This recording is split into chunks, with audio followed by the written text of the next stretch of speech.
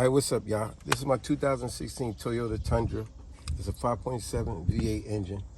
The problem I've been having, it's only 8 years old, and as you can see the miles, here, I do not put a lot of miles on my vehicle. You can pretty much say this is a brand new used vehicle. Look at that, only 41,000 miles on it.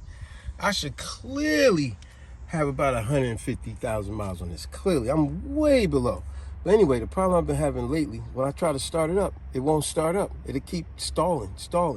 And then sometimes at night, it will start up, or if I keep messing with it. So let's see what we got right now. See, starts up and cuts right off.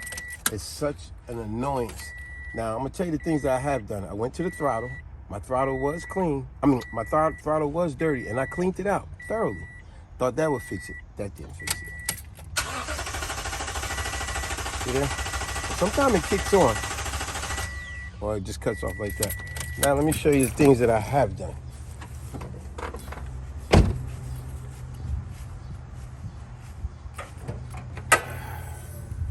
Now, I did take off my vent, and I did clean the throttle, which it was dirty. I was thinking about changing possibly the whole new throttle, but I cleaned it. Thought that'd fix it. That didn't fix it. Then I took out my air sensor vent. I took that out. You just simply unplug this here, take the 2 screws out, and it slides out this way. I cleaned that out. That wasn't dirty, but I cleaned it out anyway. As you can see, I have a brand new battery. I definitely have gas in the vehicle. So I've been doing some things, but to no avail. It's still doing that. So what I'm gonna do right now is I'm gonna change all the spark plugs. I've yet to do that. So I said, maybe that's part of the problem. If that's not the problem, the last thing I want to do is take it to the dealership. But it may come down to that. So let's see. We're gonna start this process with the spark plugs. We're gonna change all 8 of them and see if that helps it. All right. Now here's the thing: when you're taking the spark plugs out, obviously you need your 10 millimeter to get that bottom part, and then you gotta take the. I'm gonna show you a better one on the other side. Take your plug out first. Do not pull by the wires. Pull it by the connection. Take that out. Then you need the 10 millimeter to take this screw out of there, and then you pull these out, and your spark plug lays deep down in there. Now, here's the reason why I wanted to show you this part. See, the first one is easy. It's easy access. Let's just put it that way. You're gonna be turning for a while. Easy access. The second one wasn't that bad. This got in the way a little bit, but not bad. It was the third one. See, the third one, unless you want to move all of this stuff out of the way, that's where it starts to be a problem, because now this was in the way. But I was able to jiggle it and get it. But then the fourth one got even more harder, because now you got even more stuff in the way. So now that's why every now and then you got to go from your adjustable piece here, where you probably want to add a half of one if you got a half of one, or 3/4 of this. And then that'll get in there, because having this long, this length here, I used it for the first 3, had no problem. But then I got on the 4th one, I had to shorten it. So I had to use 2 of my extensions to give me 3/4 of this. And that's how you may have run into that problem, unless you remove all of this. Make it easier for you, but make it harder to, demolition, taking everything down. And that's gonna be the same thing when we get over here. We're gonna have to move our air vent and all that in order to get access, as you can see. In order to get access to all of this, see, everything is right there. So I got to move the vent. All right, y'all, so I've took all 4 spark plugs out on the driver's side of the motor. 1, 2, 3, 4. And here they are all right here. As you can see, they are look kind of rusted, kind of real dirty. And it definitely look like some rust on there. That might be the reason why I'm getting stalls out and all that. However, I'm just trying to cross all the T's and dot all my I's. But if you compare it to the new, look at the big difference. Wow. Huge difference, right? So that may be the problem. But rather it is or it isn't, I'm still changing them. Because as I said, I'm trying to cross all my T's, dot all my I's. I cleaned out the air vent sensor. I cleaned out the throttle. Got a new battery, and I'm still getting that stall. So we're gonna see what this does. All right? All right, y'all, here's another trick. It isn't necessarily a trick.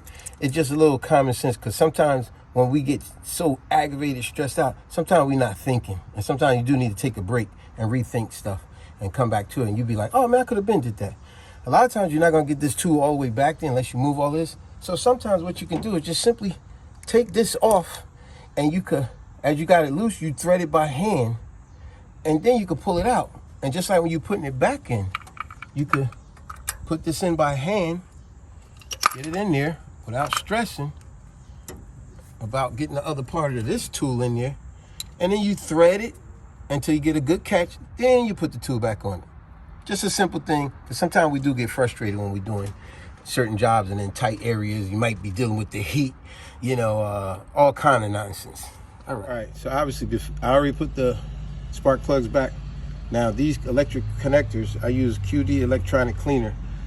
You want to do this part the moment you take it out. That way it gives it plenty of time to dry. Now obviously this stuff is dry instantly, but I would highly recommend it. Do it instantly and let it sit that whole duration until you put all the plugs back. And that gives it more than enough time to dry.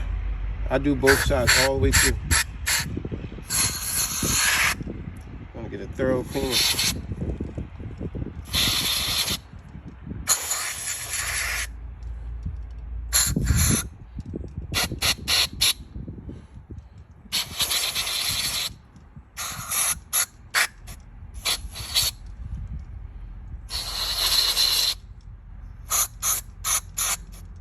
Now as I said, see, you can clearly see it dry right away. See, like, let me give you a little sample. You know this stuff dries quick. Watch this. So you'll see it dry? Was you able to see that? So you get another one. It dries almost instantly.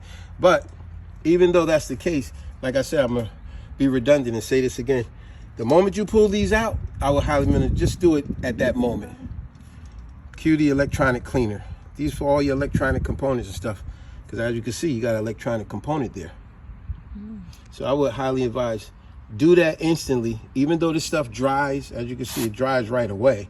But still, do that the moment you take them out. That way it ensures that it's really dry all the way through. All right?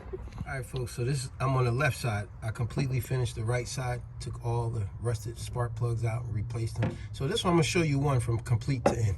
As I said, as you're doing this, see here, do not pull this out by the wire. You don't want more work to do. More damage. So you want to press this in, obviously, and pull it out by its mechanism. If it's a little hard, just get you some pliers, but do not pull by the wires. Push this in. There you go. Then once you get that out, kind of get that out of the way, then get your 10-inch, your 10 millimeter. I said 10-inch. All right, I loosened that already. You get this. I must say this because this definitely applies to people like me. Hopefully it's not people like you, but it is. If it is, you know what I'm talking about. When you're taking this screw out, put a hand up under there. Be careful. Don't be goofy like me and always dropping the tools. And now you're like, oh man, it'll drive you crazy. This one little screw, you looking all for it and it didn't hit the ground. So be careful as you're pulling them out. Here's my bucket. And always have a bucket. So you can put all of these.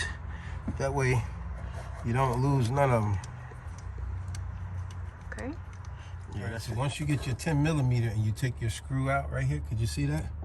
Can you see me? Once you take that, now this is, remember you take the electronic part out first and do not pull by the wires. You pull by the mechanism. If you have to use pliers, that's fine, but pull it by that, not the wire. Then you simply pull this out. Pull it out nice and careful. Believe it or not, I've seen times where this thing was soaking wet with oil. That's crazy. And you pull these out one by one. All right, folks, so we replaced all 4 spark plugs on this side, put new spark plugs, got rid of the old ones. It looked like it was rust on them. My neighbor who's a mechanic, he told me that rust look is a normal look. But my whole thing was I want to cross all my T's and dot all my I's. So I changed all those spark plugs on this side. I changed all the ones over here to the right as well. And then I just want to point this out too. Another thing I did, I put a new air filter in. I changed my air sensor, my airflow sensor. I cleaned out my carburetor. I don't know what exactly was the problem, but I said I'm gonna do everything. The things I did first, let me go with the things I did first. I cleaned out my carburetor. I meant to say cleaned out my throttle. Cleaned out my air filter sensor. I put a new battery and I still had that problem you see in the beginning of the video. So then I said, let me change all the spark plugs. And y'all remember what the old spark plugs looked like. They're rusted and dirty and corrosive. But he said that's normal. But like I said, I wanted to cross all my T's and dot all my I's. So now we're all finished. We put everything back. Let's see if the truck starts up. Let's see. Keep our fingers crossed. Remember before it didn't start at all, right? Here we go.